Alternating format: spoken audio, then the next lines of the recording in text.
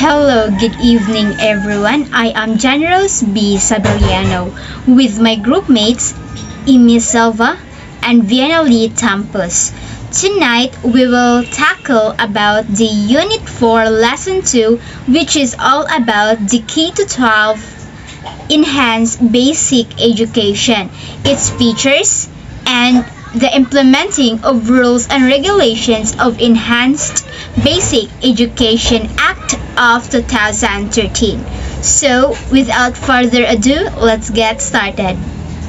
The features of K-12 Enhanced Basic Education are: first, strengthening early childhood education or universal kindergarten. Second one is making the curriculum relevant to learners or contextualization and enhancements. Then third is building proficiency or mother tongue based multilingual education. And lastly, ensuring integrated and seamless learning, which is known as the spiral progression. First is strengthening early childhood education or the universal kindergarten. Every Filipino child now has the access to early childhood education through universal kindergarten. At 5 years old, children start schooling and are given the means to slowly adjust to formal education. So the universal kindergarten education has the main goal to prepare the students physically, socially, emotionally, and mentally for all the 5-year-old children, hence increasing the children's chance of surviving and completing formal education, reducing dropout incidents, and ensuring better school performance. According to research, it shows that children who underwent kindergarten have better completion rates than those who did not, because children who complete a standards-based kindergarten program are better prepared for primary education. So education for children in the early years lays the foundation of lifelong learning and for the total development of a child. Early years of a human being from 0 to 6 years are the most critical period when the brain grows to at least 60 to 70% of adult size. And kindergarten students learn the alphabet, numbers, shapes, and colors through games, songs, and dances in their mother tongue. So why is it that these are the activities of the kindergarten students? So it is because exposure to music can also improve children's ability to learn. Music and movement instructions has been shown to improve children's memory, cognitive development, learning skills and expressive ability, and it also promotes the group learning, practicing social skills such as turn-taking and cooperation. And second one is making curriculum relevant to learners or the contextualization and enhancements. These are the activities, songs, poems, stories, and illustrations that are based on the local culture, history, and reality. So why is it that it involves this kind of activities? So it is because through these activities makes the lessons more relevant to the learners and easy to understand because it exists in our society, and also to make them more active about what is happening in our community. And this will serve as their eye opener and to make them more engaged on different cultures and beliefs that we have as a Filipino.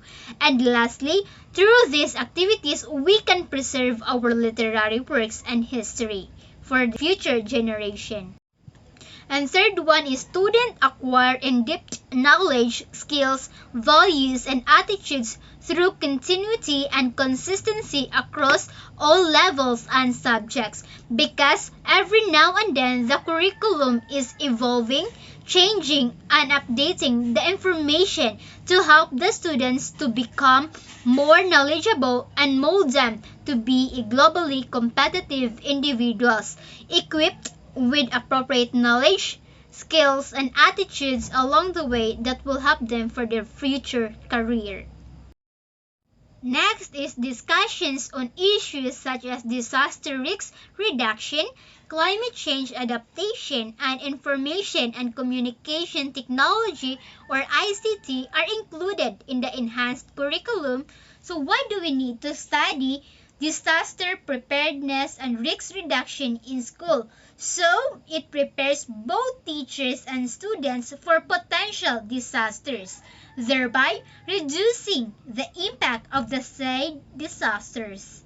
So if the students can transfer the knowledge to members of their families, it becomes general knowledge and the community can prepare as well.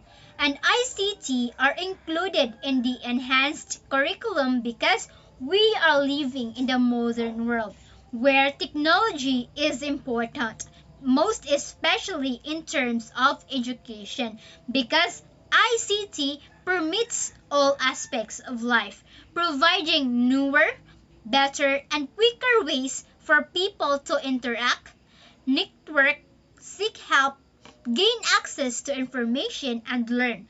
Besides, its presence is everywhere. Information and communication technology has an immense economic significance. Next is building proficiency or the mother tongue based multilingual education. In kindergarten to grade 3, the child's dominant language is used as the language of learning.